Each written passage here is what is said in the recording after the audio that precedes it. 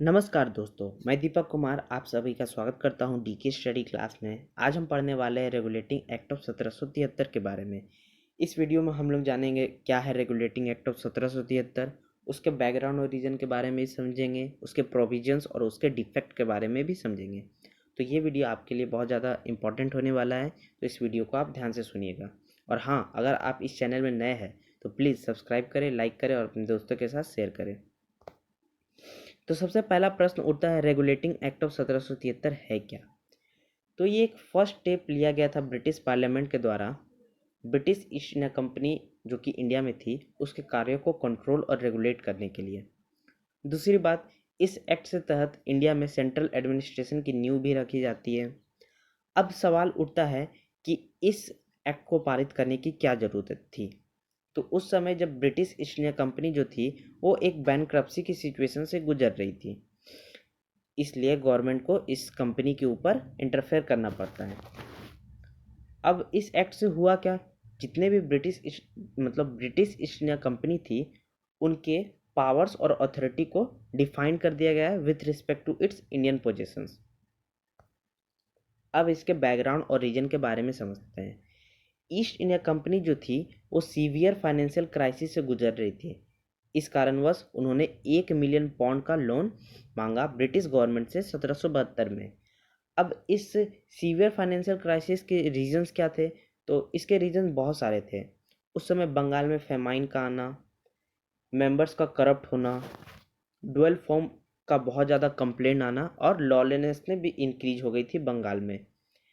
और इसका एक और रीज़न है कि डिफीट होना कंपनी का मैसूर हैदर अली से 1769 में। अब देखिए, इन सारे रीजन से कंपनी जो थी वो बहुत ज़्यादा फाइनेंशियल क्राइसिस से गुजर रही थी। इसी कारण से उन्होंने 1 मिलियन पाउंड का लोन की रिक्वेस्ट भेजी ब्रिटिश पार्लियामेंट को। Provisions of the regulating act. अब हम लोग जानेंगे इस एक्ट को रेगुलेटिंग क्यों कहा जाता है। क्योंकि ब्रिटिश गवर्नमेंट ने ब्रिटिश ईस्ट इंडिया कंपनी के पूरे पावर्स को तो कंट्रोल नहीं की, लेकिन उसके कुछ पावर्स और अथॉरिटी को डिफाइन कर दिया गया इंडियन पोजेशंस के हिसाब से।